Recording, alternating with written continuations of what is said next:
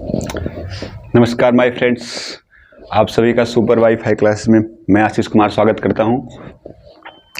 आज की क्लास बहुत ही इंपॉर्टेंट होने वाली है आपके लिए, ठीक है। तो पूरी क्लास को नोट करिएगा और कोशिश करिए सिर्फ देखना नहीं, आपको साथ साथ में नोट करना है, ठीक है।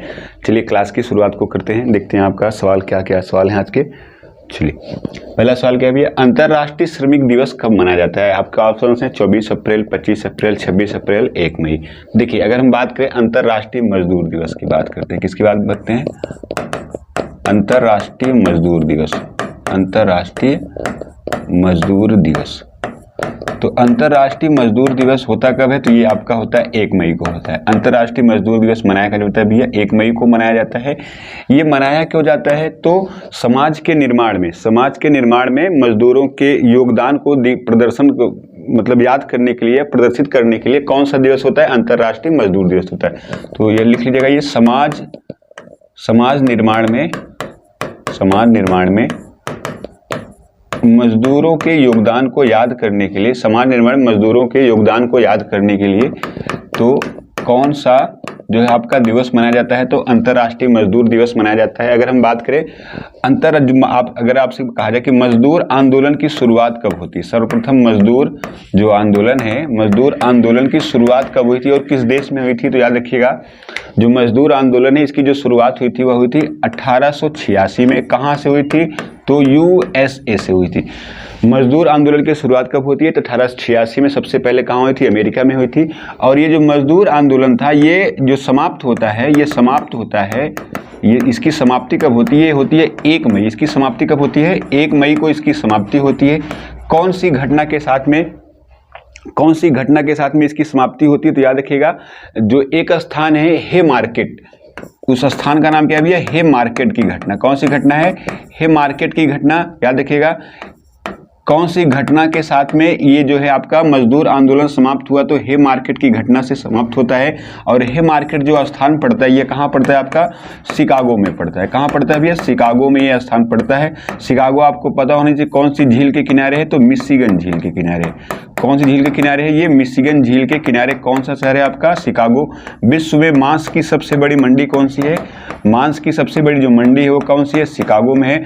हवाओं का शहर किसे कहते हैं, शिकागो को कहते हैं। तो याद रखिएगा जो मजदूर आंदोलन सबसे पहले कहाँ शुरू हुआ, 1886 में। कहाँ पे शुरू होता है, अमेरिका में शुरू होता है। इस जो मजदूर आंदोलन जो शुरू हुआ था इसकी समाप्ति कब होती है, 1 मई। कौन सी घटना के साथ में इस मजदूर आंदोलन की समाप्ति होती है, तो हे मार्केट की घटना। ये कब हुआ था भैया, तो आपका ये 1886 में हुआ था। कहाँ पे हे मार्केट, ये स्थान कहाँ पड़ता है, तो यह स्थान कहाँ पड़ता है आपका, शिकागो में पड़ता है। तो अब देखिए इसी घटना को याद करने के लिए, इसी घटना की याद में 1889 से, इसी घटना की याद में 1889 से क्या मनाया जाता है, 1 मई को क्या मनाते हैं, तो अंतर्राष्ट्रीय मजदूर दिवस मनाया जाता है। 1 मई को क्या मनाया जाता है, अंतर्राष्ट्रीय जो आपका मजदूर दिवस है वह मनाया जाता है। अंतर्राष्ट्रीय मजदूर दिवस ये आपका मनाया जाता है किस घटना की याद में, हे मार्केट की घटना की याद में। 1 मई को क्या मनाया जाता है, मजदूर दिवस। हालांकि जब इसकी शुरुआत थी तो इसको बोला जाता था मई दिवस बोला जाता था, लेकिन अभी क्या है ये मजदूर दिवस। ये क्या है, मजदूर दिवस है। कब मनाते हैं, 1 मई को ये जो है आपको मनाया जाता है। लेकिन अगर आप बात करें भारत में इसकी शुरुआत कब होती है, तो भारत में अगर बात करें तो भारत में इसकी शुरुआत कब होती है, भारत में याद देखिएगा भारत में इसकी शुरुआत कब होती है, तो भारत में इसकी जो शुरुआत होती है, ये दिवस मनाने की शुरुआत होती है या 1 मई 1923 से होती है। भारत में मजदूर दिवस मनाने की शुरुआत कब से होती है, 1 मई 1923 से होती है। और कहाँ से होती है, तो मद्रास से होती है। मद्रास यानी वर्तमान में क्या कह सकते हैं, चेन्नई। और कौन सी पार्टी के द्वारा, याद रखिएगा किसान हिंदुस्तान, क्या नाम है भैया, लिख लीजिएगा पार्टी का नाम क्या है, किसान हिंदुस्तान लेबर पार्टी। क्या नाम है, किसान हिंदुस्तान लेबर पार्टी। क्या नाम है, किसान हिंदुस्तान लेबर पार्टी है, ठीक है। लेबर पार्टी के द्वारा इसको शुरू किया गया था। कहाँ से शुरू किया गया, मद्रास से। तो भारत में कब शुरू होता है, याद रखिएगा 1 मई 1923 से इसकी भारत में शुरुआत की जाती है, ठीक है। इसके अलावा अगर हम आपसे बात करें, अगर हम आपसे कहें भैया कि जो मजदूर होते हैं, मजदूरों के अधिकार के लिए सबसे बड़ी संस्था कौन सी है, तो याद रखिएगा सबसे बड़ी संस्था कौन सी है, ILO। मजदूरों के अधिकार के लिए सबसे बड़ी संस्था कौन सी है, ILO। इंटरनेशनल लेबर ऑर्गेनाइजेशन, इसकी जो स्थापना होती है, इसकी स्थापना कब होती है याद रखिएगा, इसकी स्थापना कब होती है भैया 1919 में इसकी स्थापना होती है। वर्तमान में इसके अध्यक्ष की बात करें तो अध्यक्ष वर्तमान में कौन है इसके, गिलबर्टो। कौन है भैया, गिलबर्टो। इसके अध्यक्ष कौन है, गिलबर्टो। इसके अध्यक्ष कौन है वर्तमान में, गिलबर्टो। और अगर बात करें इसके बाह्य लेखा परीक्षक कौन है, तो याद देखिए इसके बाह्य लेखा परीक्षक में भारतीय कौन है, तो याद देखिए कौन है भैया, गिरीश चंद्र मुर्मू। कौन है, गिरीश चंद्र मुर्मू। गिरीश चंद्र मुर्मू, याद रखिएगा गिरीश चंद्र मुर्मू वर्तमान में इसके बाह्य लेखा परीक्षक हैं। इसके अलावा आईएलओ को शांति का नोबेल प्राइज भी मिल चुका है। तो शांति का इसको नोबेल प्राइज कब मिला है, तो याद रखिएगा 1969 में। इसको शांति का नोबेल प्राइज कब मिला है, याद रखिएगा 1969 में मिला है। इसके बाह्य लेखा परीक्षक में कौन है, गिरीश चंद्र मुर्मू है। स्थापना कब होती है, 1919 में होती है। ठीक है, याद रखिएगा। अंतर्राष्ट्रीय मजदूर दिवस कब मनाते हैं आपका, 1 मई को। 24 अप्रैल को क्या होता है, याद रखिएगा पंचायती राज दिवस। क्या होता है भैया, पंचायती राज दिवस। पंचायती राज दिवस कब होता है, तो पंचायती राज दिवस कब होता है, तो याद रखिए कब होता है आपका 24 अप्रैल को होता है। क्योंकि 24 अप्रैल 1993 को 73वां संविधान संशोधन के द्वारा क्या किया गया था भैया, पूरे भारत में पंचायती राज व्यवस्था को लागू किया गया था। 25 अप्रैल की बात करें तो क्या होता है, मलेरिया दिवस। क्या होता है, मलेरिया दिवस कब होता है, तो कब होता है 25 अप्रैल। मलेरिया उन्मूलन कब तक रखा गया है, ये आपका रखा गया है 2030 तक। मलेरिया उन्मूलन का लक्ष्य कब तक रखा गया भैया, सन 2030 तक रखा गया है। 26 अप्रैल की बात करें तो अंतरराष्ट्रीय, याद रखिएगा अंतरराष्ट्रीय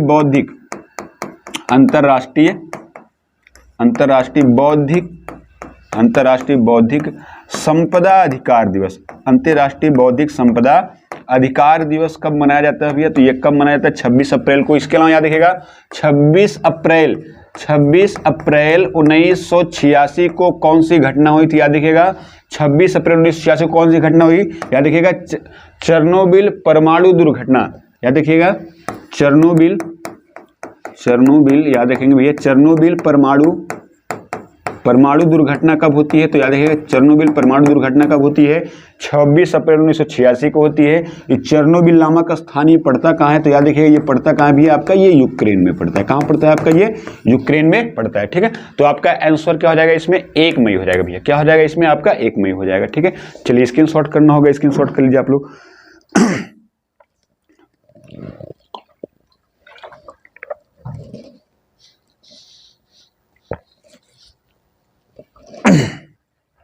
चलिए नेक्स्ट चलते हैं।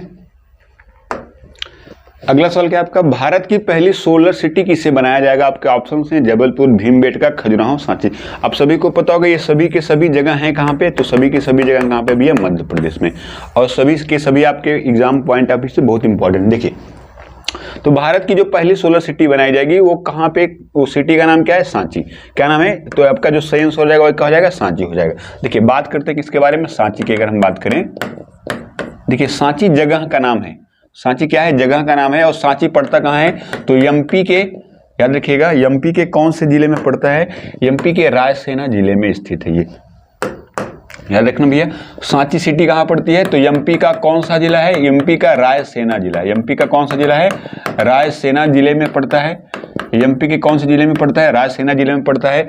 और सांची को क्या बनाएगा, first solar city of India. First solar city of India किसे बनाया जाएगा, तो first solar city of India लिखेगा। First solar city of India किसे बनाया जाएगा, सांची को बनाया जाएगा। किसे बनाया जाएगा, सांची को बनाया जाएगा। अब बात करें हम, देखिए सांची जो है, सांची अपने स्तूपों के लिए बड़ा फेमस है। सांची जो है अपने स्तूपों के लिए बड़ा फेमस है, याद रखिएगा। तो सांची के स्तूपों का अगर आपसे पूछे, सांची के जो स्तूप हैं इसका निर्माण किसने करवाया, तो सांची के स्तूप का निर्माण किसने करवाया था, अशोक ने इसका निर्माण कराया था। किसने कराया था, अशोक ने इसके निर्माण कराया था। और अगर हम बात करें जो सांची के जो स्तूप हैं, सांची के जो स्तूप हैं, सांची के देखिएगा, सांची के जो स्तूप हैं इसका निर्माण जो करवाया अशोक ने करवाया था। शुरू में जो इनका निर्माण हुआ था किससे हुआ था, पक्की ईंटों से हुआ था। इनका जो निर्माण हुआ था, इनका निर्माण अशोक ने किससे करवाया था, तो पक्की ईंटों से करवाया था। किससे करवाया था, पक्की ईंटों से इसका निर्माण कराया था। देखिए स्तूप का मतलब क्या होता है, बौद्ध धर्म के अनुसार स्तूप क्या है भैया, एक प्रकार समझ लीजिए कब्र है, जिसमें जिसमें क्या होता है कि जो बौद्ध धर्म के जितने भी अवशेष हैं जहाँ पे दफनाया जाता है उसी को क्या कहते हैं, स्तूप कहते हैं। क्या कहा जाता है, स्तूप कहा जाता है।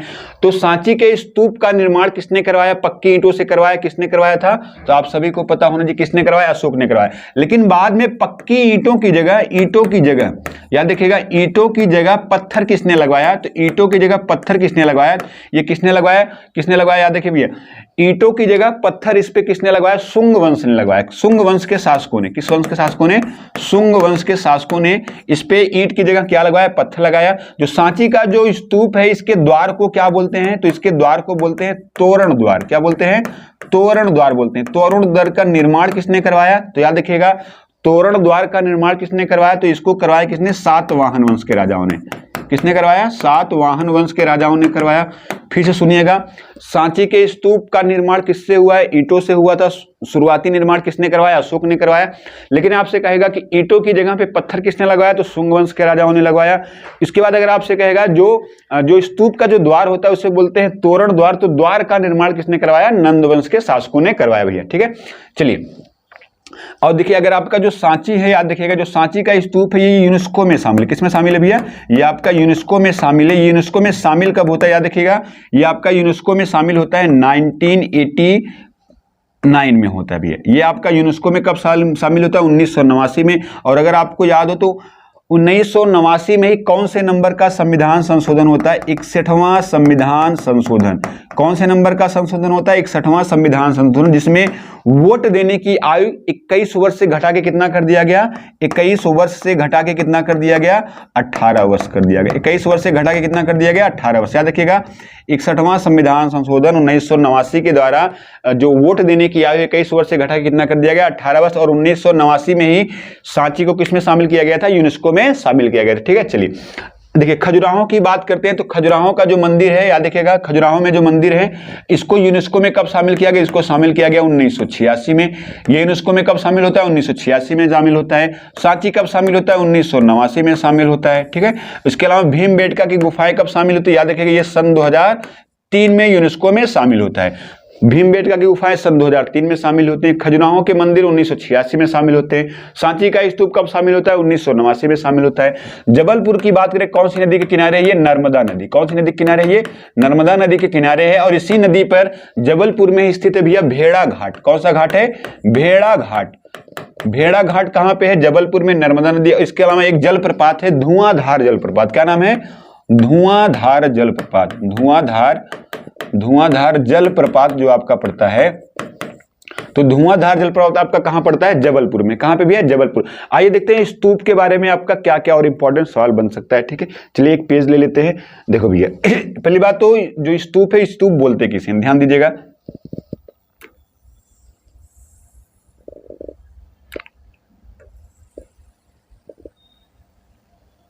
ये क्या बन गया भैया, स्तूप बन गया। ये क्या है, स्तूप है। स्तूप का जो ऊपरी हिस्सा होता है, यहाँ पे एक चौकोर हिस्सा होता है, इसे बोलते हैं हर्मिका। क्या बोलते हैं इसको, हर्मिका बोलते हैं। इसके अलावा देखिए इसके चारों तरफ घूमने के लिए, इसके चारों तरफ सुरक्षा की एक दीवार होती है। इसके चारों तरफ क्या होती है, घूमने के लिए, चारों तरफ घूमने के लिए सुरक्षा की, देखिए सुरक्षा करने के लिए भी है। उसके बाद इसमें एक मार्ग होता है, देखिए यहाँ पे एक मार्ग दिख रहा होगा। तो ये एक तो आपका क्या हो गया, स्तूप हो गया। इसके अंदर जाने के लिए जो द्वार होता है, यहाँ पे एक द्वार होता है। ये जो द्वार होता है, इस द्वार को क्या कहते हैं, तो देखिए इस द्वार को बोलते हैं तोरण द्वार। क्या बोलते हैं इसको, तोरण द्वार बोलते हैं। क्या बोलते हैं इसको, स्तूप के अंदर जाने के लिए जो द्वार होता है उसे क्या बोलते हैं, तोरण द्वार बोलते हैं। इसके चारों तरफ घूमने के लिए जो एरिया होता है, जो रास्ता होता है, इसे क्या बोलते हैं, इसको बोलते हैं प्रदक्षिणा पथ। क्या बोलते हैं इसको, प्रदक्षिणा पथ बोलते हैं। क्या बोलते हैं इसको, प्रदक्षिणा पथ बोलते हैं। याद रखिएगा प्रदक्षिणा पथ इसको बोला जाता है। चारों तरफ घूमने के लिए जो एरिया है, ये जो बीच का जो एरिया है, चारों तरफ चक्कर लगाने के लिए इसको क्या बोलते हैं, प्रदक्षिणा पथ। और प्रदक्षिणा पथ की सुरक्षा के लिए जो किनारे पे जो दीवार बनी होती है, इसे बोलते हैं वेदिका।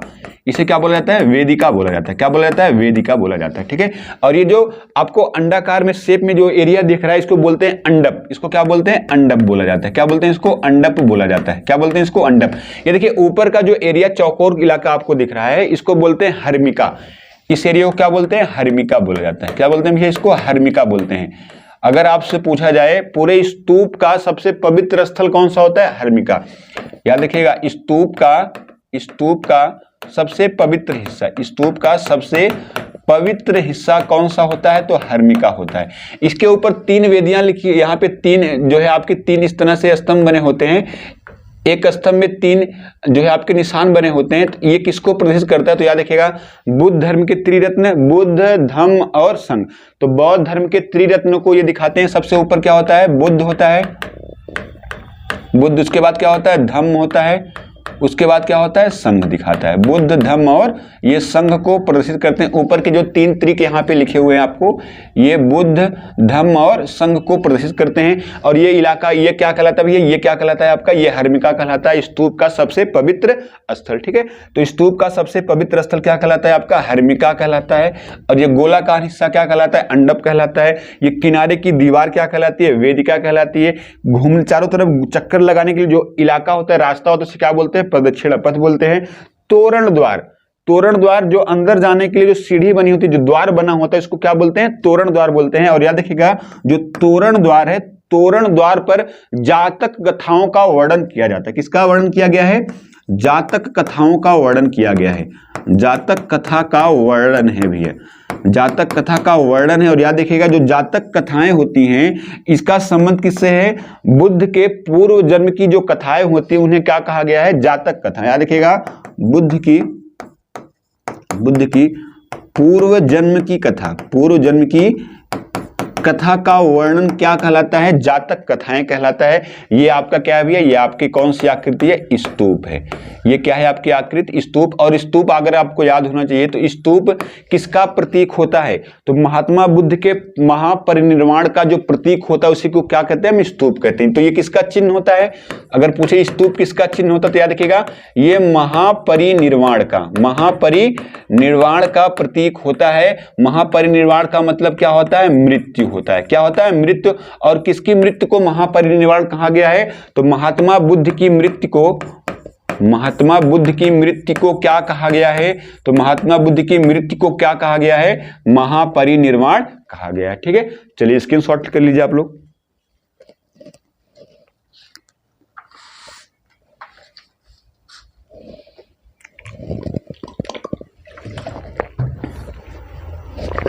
चलिए नेक्स्ट चलते हैं। अगला सवाल क्या है? जल बजट लाने वाला देश। ये क्या लिख दिया यहाँ पे? लेन, ये गलत कर दिए यहाँ पे।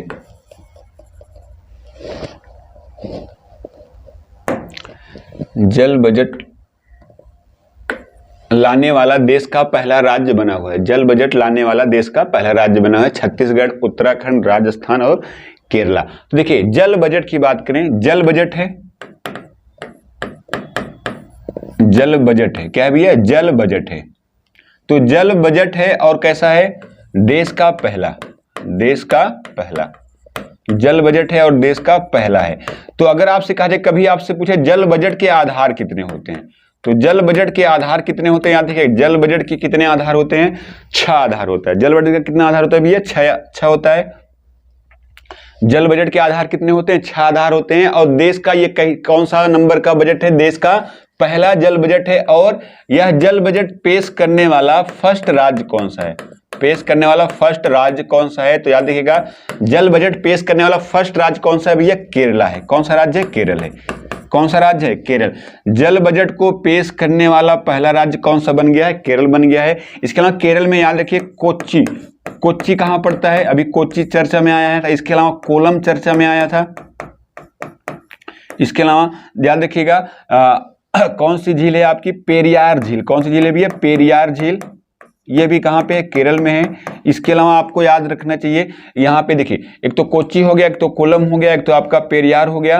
देखिए, जो कोच्चि है, यहाँ पे फर्स्ट वाटर मेट्रो आपका कहां पे चलाया गया है? फर्स्ट वाटर मेट्रो कहां चला है? कोच्चि में। कोच्चि को ही क्या कहते हैं? अरब सागर की रानी। क्या बोलते हैं इनको? अरब सागर की रानी कहा जाता है। अरब सागर की रानी किसे कहते हैं? कोच्चि को कहते हैं। कोलम को याद रखिएगा, स्वराज पंचायत स्वराज ट्रॉफी किसे मिली है? पंचायत स्वराज ट्रॉफी किसे प्रदान की गई है? तो याद रखिए, कोलम को दिया गया है। पेरियार झील, याद रखिए, जो फर्स्ट वाटर मेट्रो चली है, ये किस झील में चली है? ये किस झील में चली है, याद रखिए किस झील में चली है, पेरियार झील में चली है। और कितने द्वीपों को जोड़ेगी, 10 द्वीपों को जोड़ेगी। कितना किलोमीटर है भैया, टोटल 75 किलोमीटर चलेगी। इसके अलावा याद रखिएगा विक्रम साराभाई स्पेस सेंटर, याद रखना भैया, विक्रम साराभाई स्पेस सेंटर की स्थापना होती है 1970, कब होती है, 1963 में। इसको याद रखिएगा, जो विक्रम साराभाई स्पेस सेंटर, इसकी स्थापना कब होती है, 1963 में। और ये पड़ता कहां है, तिरुवनंतपुरम। क्या है, तिरुवनंतपुरम। कहां है भैया, तिरुवनंतपुरम में पड़ता है विक्रम साराभाई स्पेस सेंटर। इसके अलावा याद रखिएगा, अगर आपसे कभी पूछे जो केरल है, केरल का हाई कोर्ट कहां है, तो केरल का हाई कोर्ट अगर आपसे पूछे, याद रखिएगा यहां पे लिख देते हैं, केरल का अगर हाई कोर्ट पूछे तो कहां पे भैया, एर्नाकुलम में है। कहां पे है, एर्नाकुलम में। देखिए हमारे दिमाग में क्या सेट रहता है कि जितनी भी राजधानियां होंगी वहां पे ही क्या होगा, हाई कोर्ट होगा, लेकिन यहाँ पे नहीं है। केरल का हाई कोर्ट कहां पड़ता है, एर्नाकुलम। और एर्नाकुलम हाई कोर्ट के अंतर्गत ही आता है, क्या आता है, लक्षद्वीप। याद रखिएगा, लक्षद्वीप किस हाई कोर्ट के अधिकार में आता है, तो लक्षद्वीप किसके हाई कोर्ट के अधिकार में आता है, तो एर्नाकुलम हाई कोर्ट में आता है। और केरल में एक जगह है भैया माहे, केरल में एक जगह है माहे। माहे किस केंद्र शासित प्रदेश के अंतर्गत आता है, आपको कमेंट करके बताना है। माहे किस यूटी का हिस्सा है, आपको कमेंट करके बताना है माहे किस यूटी का हिस्सा है। देखिए छत्तीसगढ़ की बात करें तो इसका गठन कब होता है, 1 नवंबर सन 2000 को इसका गठन होता है। किससे अलग होकर, एमपी से अलग होकर। किससे अलग होता है, ये एमपी से। इसके अलावा याद रखिएगा, मीडिया सुरक्षा कर्मी विधेयक लाने वाला पहला राज्य कौन सा है, तो छत्तीसगढ़। मीडिया सुरक्षा कर्मी, मीडिया सुरक्षा कर्मी, मीडिया सुरक्षा कर्मी विधेयक लाने वाला तो पहला राज्य कौन सा है, छत्तीसगढ़। उत्तराखंड की बात करें तो याद रखिएगा इसका गठन कब होता है, 9 नवंबर सन 2000 को इसका गठन होता है। किससे अलग होकर, ये यूपी से अलग होकर। लेकिन जब ये 9 नवंबर 2000 को बना था तो इसका नाम क्या था, उत्तरांचल। इसका नाम क्या था, उत्तरांचल इसका नाम था। क्या नाम था इसका, उत्तरांचल। उत्तरांचल का नाम 1 जनवरी, याद रखिएगा 1 जनवरी 2007 को उत्तरांचल का नाम क्या हो गया, तो उत्तरांचल का नाम क्या हो गया, उत्तराखंड होगा। क्या नाम हो गया भैया, उत्तराखंड। इसके अलावा याद रखिएगा नकल विरोधी विधेयक, नकल विरोधी विधेयक किसने लॉन्च किया है, नकल विरोधी जो विधेयक है, नकल विरोधी विधेयक, नकल विरोधी विधेयक किसने लॉन्च किया है, तो याद रखिए किसने लॉन्च किया भैया, राजस्थान ने। किसने, माफ कीजिएगा, किसने लॉन्च किया है, आपका उत्तराखंड। अगर राजस्थान की हम बात करें तो याद रखिएगा राजस्थान में एक इलाका है भैया मकराना। कौन सा इलाका है, मकराना। ताजमहल में जो संगमरमर लगाए गए उनको कहां से लाया गया था, मकराना से लाया गया था, मकराना से लाया गया था। याद रखिएगा ताजमहल के संगमरमर, ताजमहल के जो संगमरमर हैं, ताजमहल के संगमरमर को कहां से लाया गया था, मकराना से लाया गया था। या कहां से लाया गया था, मकराना।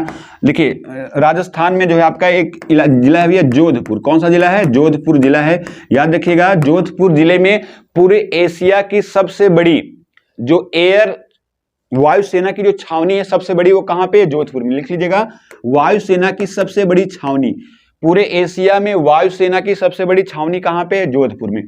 वायुसेना की सबसे बड़ी छावनी, सबसे बड़ी छावनी कहां पे है, तो छावनी सबसे बड़ी कहां भी है, आपका राजस्थान में है। राजस्थान के कौन सी जगह पे, जोधपुर जिले में है। और जोधपुर को क्या कहते हैं, ब्लू सिटी। क्या बोलते हैं इसको, ब्लू सिटी किसे बोला जाता है, ब्लू सिटी किसे कहते हैं, तो याद रखिएगा जोधपुर। पिंक सिटी किसे कहते हैं, जयपुर को कहते हैं। तो आपका आंसर क्या हो जाएगा इसमें, केरला हो जाएगा। क्या हो जाएगा भैया, केरला। चलिए स्क्रीनशॉट करना होगा, स्क्रीनशॉट कर लीजिए।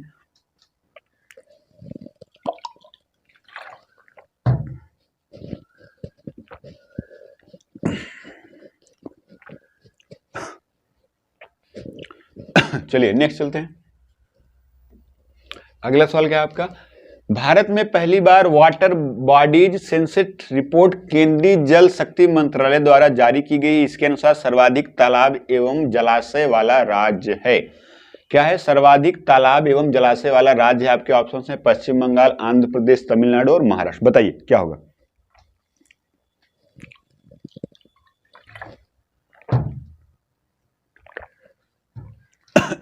चलिए देखते हैं। देखिए पहले तो इसमें जो जो सवाल है आपको बाहर कर लेना है। देखिए पहली बार वाटर बॉडीज सेंसस रिपोर्ट, इसका मतलब क्या है, जल। देखिए वाटर बॉडीज का मतलब होता है जल निकाय। जल निकाय का मतलब क्या हो गया, तालाब का पानी हो गया, झील का पानी हो गया, वाटर टैंक का पानी हो गया, भूमिगत जल हो गया, इन सबको मिला के जनगणना की गई। सर्वाधिक पानी जलाशय में, देखिए क्या है, सर्वाधिक पानी तालाब और जलाशय में, सर्वाधिक पानी जो है, पानी की टोटल मात्रा सर्वाधिक जो है तालाब एवं कौन सी भी है, जलाशय वाले किस राज्य में है, यानी किस राज्य के जलाशय और तालाबों को मिलाकर पानी की मात्रा सर्वाधिक किस राज्य में है। ठीक है, चलिए देखिए, तो पहली बात हम यहां पे क्वेश्चन को नोट करते हैं। तो पहली बात तो क्या भैया, water bodies census report, census report, इसका मतलब हम कह सकते हैं जल निकाय जनगणना, जल निकाय रिपोर्ट, जल निकाय रिपोर्ट 2023। ठीक है, इसको आप हिंदी में याद रखिए चाहे इंग्लिश में याद रखिए। ठीक है, वाटर बॉडी सेंसस रिपोर्ट, या हिंदी में क्या कहेंगे, जल निकाय रिपोर्ट 2023।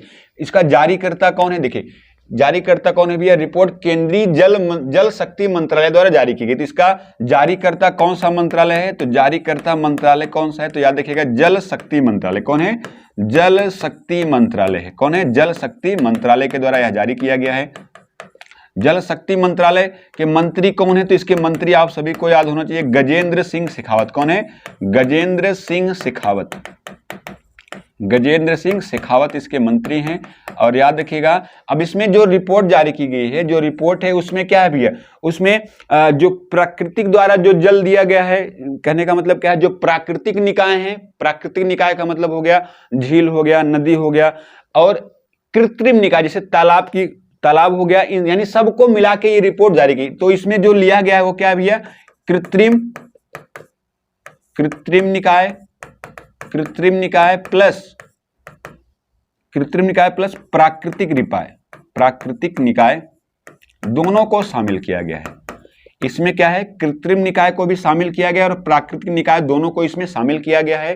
तो इस मामले में आप इसमें देखिए क्या क्या रिपोर्ट इसमें पूछा क्या गया है, सर्वाधिक तालाब एवं जलाशयों वाला। देखिए अगर हम बात करें कृत्रिम निकाय और प्राकृतिक निकाय, टोटल को मिलाकर फर्स्ट स्थान पे जल के मामले में कौन सा राज्य है, कृत्रिम निकाय प्राकृतिक निकाय को मिलाकर सर्वाधिक जल के मामले में कौन सा राज्य है, तो पश्चिम बंगाल है। कौन सा है, वेस्ट बंगाल है। दूसरे नंबर पे याद रखिएगा, क्योंकि अपना उत्तर प्रदेश भी कौन से क्रम पे आता है, दूसरे क्रम पे आता है। कौन से क्रम पे आता है, दूसरे क्रम पे आता है। और अंतिम स्तर पे कौन सा आता है, तो अंतिम स्थान पे कौन सा राज्य है आपका, सिक्किम है। कौन सा राज्य है, सिक्किम है। तो याद रखिएगा, ये सवाल इसमें क्या है कि कृत्रिम निकाय और प्राकृतिक निकाय दोनों को मिलाकर जल की मात्रा जो है सर्वाधिक किस राज्य में है, पश्चिम बंगाल में। दूसरे पे अपना उत्तर प्रदेश है। तीसरे पे कौन, माफ कीजिएगा, अंतिम स्थान पे कौन सा है राज्य, आपका सिक्किम है। अब देखिए अगर इसमें आपसे कहे, देखिए अब यहां पे क्या है, कौन सी रिपोर्ट पूछा है, तालाब के बारे में। तो अगर आपसे पूछे तालाब जल के मामले में फर्स्ट स्थान पे कौन सा है, तो तालाब जल के मामले भी पहले स्थान पे कौन सा है, आपका वेस्ट बंगाल में। लेकिन अगर वाटर टैंक जल की बात करेगा, वाटर टैंक जल की बात करेगा, इसमें पहले स्थान पे कौन सा है, आंध्र प्रदेश है। कौन है भैया, आंध्र प्रदेश है। वाटर टैंक के मामले में, पानी के मामले में पहले स्थान पे कौन सा है, आंध्र प्रदेश। झील पानी के मामले में, झील पानी के मामले में पहले स्थान पे, झील जल के मामले में पहले स्थान पे कौन सा राज्य है, तो तमिलनाडु है। कौन सा है, याद रखिएगा, सब ये आंकड़े आपको याद रखना है भैया।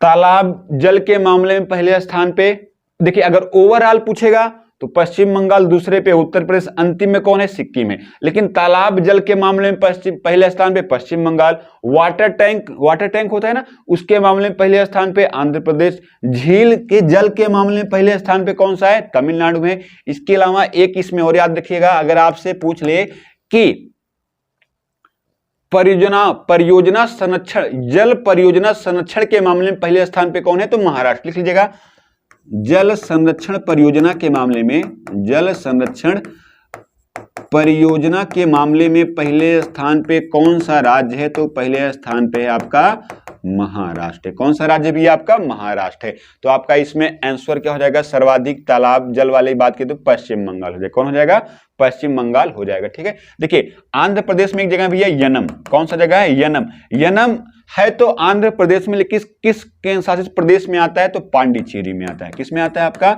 पांडिचेरी में आता है। कहाँ आता है? पांडिचेरी में आता है। याद रखिएगा तमिलनाडु तूतीकोरन बंदरगाह कहाँ है भैया? तूतीकोरन बंदरगाह, तूतीकोरन जो आपका बंदरगाह पड़ता है, तो तूतीकोरन बंदरगाह आपका कहाँ पड़ता है? तो कहाँ पड़ता है? तमिलनाडु में पड़ता है। कहाँ पड़ता है भैया? तमिलनाडु में पड़ता है। महाराष्ट्र की बात करें तो आज 1 मई 1960, 1 मई 1960 को किसका किसका गठन किया गया? बॉम्बे को तोड़कर महाराष्ट्र और गुजरात का गठन कब किया गया? 1 मई 1960 को किसका गठन किया गया? महाराष्ट्र और गुजरात, महाराष्ट्र और गुजरात दोनों का गठन कब किया गया? 1 मई 1960 को दोनों का गठन किया गया। आपका आंसर क्या हो जाएगा? पश्चिम बंगाल। क्या हो जाएगा? पश्चिम बंगाल। इस रिपोर्ट को याद रख लीजिएगा, बड़ा इंपॉर्टेंट रिपोर्ट है, स्क्रीनशॉट कर लो भैया।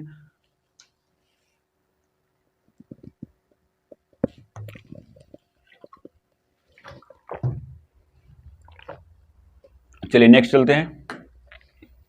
अगला सवाल क्या है? हक्की पिक्की जनजाति का संबंध किस राज्य से है? आपके ऑप्शन हैं कर्नाटक, मणिपुर, अंडमान निकोबार और मेघालय।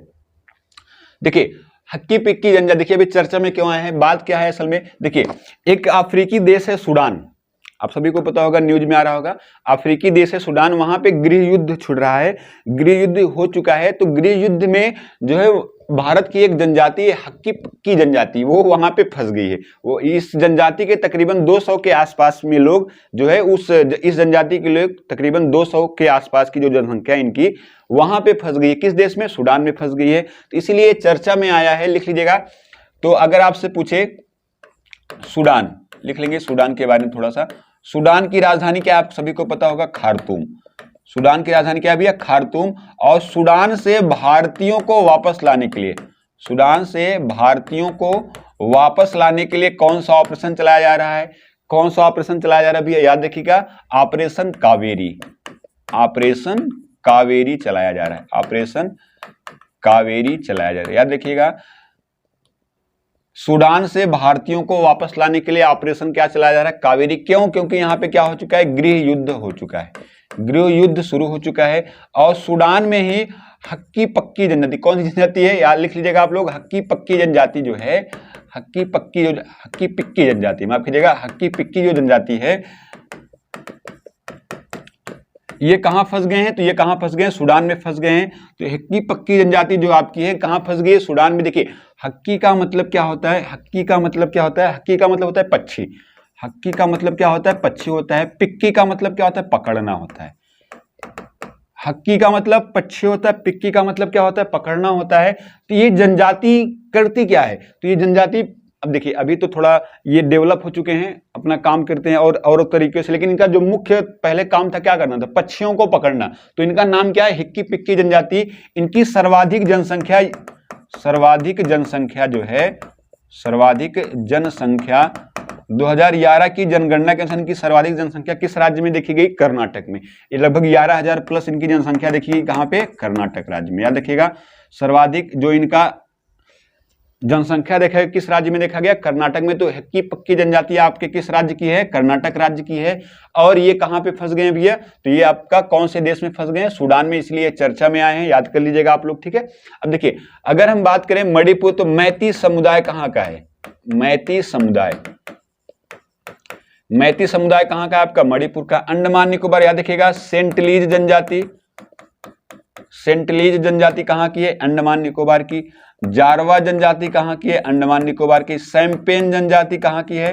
तो ये तीनों जनजातियां आपकी कहां की? अंडमान निकोबार की। मेघालय की बात करें तो याद रखिएगा मेघालय में गारो खासी जयंतिया, गारो खासी जयंतिया, ये पहाड़ी भी है और साथ में क्या है? जनजातियों का नाम भी है। गारो खासी जयंतिया जनजाति कहां पाई जाती है? आपकी मेघालय में। याद देखिए जो हक्की पक्की जो जनजाति है, लिख लीजिएगा भैया, ये कौन से धर्म का पालन करती हैं? तो याद देखिएगा ये कौन से धर्म का पालन करती हैं? ये कौन से धर्म का पालन करती हैं? तो हिंदू संप्रदाय की जनजातियां हैं, हिंदू संप्रदाय की जनजातियां। और कैसी होती है? मांसाहारी जनजाति हैं, मांसाहारी जनजाति है। याद रखिएगा मांसाहारी जनजाति हैं। और हक्की पक्की जनजाति ज्यादातर कहां पाई जाती है? आपके कर्नाटक राज्य में। कौन से राज्य में पाई जाती है? कर्नाटक राज्य में पाई जाती है। तो आपका आंसर क्या हो जाएगा? कर्नाटक हो जाएगा। क्या हो जाएगा भैया? कर्नाटक में हो जाएगा। कर्नाटक में देखिए आपसे पूछे हुबली, हुबली स्थान कहां है? कर्नाटक में। हुबली नदी कहां है? हुबली नदी कहां है? तो हुबली नदी कहां है भैया? ये आपका पश्चिम बंगाल में है। ये आपका कहाँ है, पश्चिम बंगाल। और हुबली नदी में क्या चलने वाला है, first under water metro, first under water जो मेट्रो चलने वाली है वो भी किस नदी में चलने वाली है, तो कौन सी नदी है भैया, हुबली नदी। देखिए हुबली स्थान पूछेगा, कर्नाटक में है, हुबली स्थान कहाँ है, कर्नाटक में। हुबली नदी कहाँ है, तो आपका पश्चिम बंगाल में। ठीक है भैया, चलिए ये आज आपके सवाल थे।